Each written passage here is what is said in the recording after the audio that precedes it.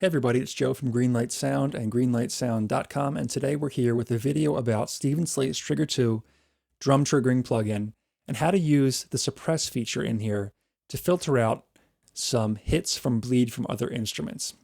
A common problem you'll have on snare drum especially, if you have a snare drum that has a lot of ghost notes in it, or a part that has a lot of ghost notes or the player's playing softly, the bleed from other instruments can sometimes cause false triggering, making, say, a kick drum or a hi-hat trigger a snare sample. We don't want that to happen.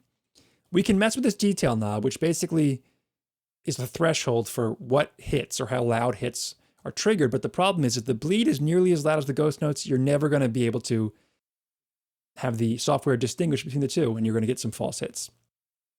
So the way we do this with the suppress feature is first create a bus or an aux channel. In this case, I called it snare trigger 1 down here, and that's where I instantiated the trigger plugin. The instrument that I want triggered, the one that I want samples triggered from, I send a copy of that to this bus, but I make sure that send is panned hard left. In your DAW, it may look different. In Studio One, it's a slider down here, panned hard left. The instrument that I don't want to trigger any samples, the one that I want filtered out, I send to this bus again, but I do it panned hard right. So the instrument you want, panned hard left. The instrument you don't want, panned hard right. And you can have multiple instruments panned hard right to be filtered out. So for example, if kick and hi-hat were both causing too much bleed, send a copy of the kick and a copy of the hi-hat, both panned hard right, and they'll both be filtered out with a suppress feature.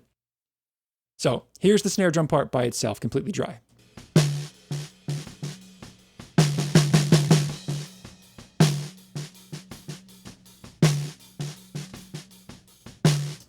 And you can hear some of those kick bleed hits in there. They're not really loud, and they're not obnoxious, and they're not terrible, but later down the line, I'm afraid if I just bring this detail down too low, I'm going to be triggering kick hits in here, and I don't want that.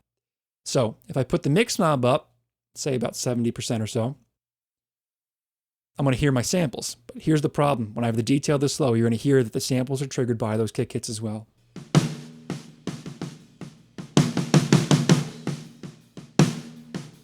If I put the kick part on here, you'll really hear it.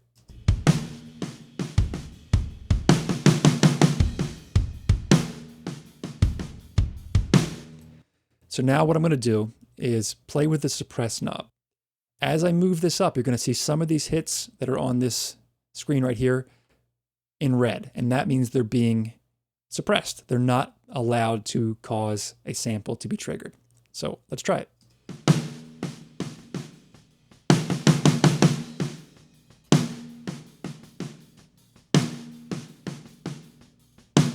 So there it is. All the ghost notes are in there from the snare drum part, but I'm not hearing any of that kick drum.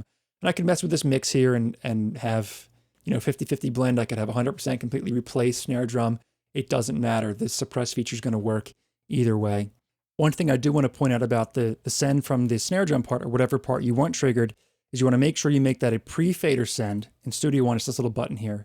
And then bring the fader down all the way, so you're not hearing two copies of that part. You're just hearing the one from the trigger, and not, doubled by having this fader up.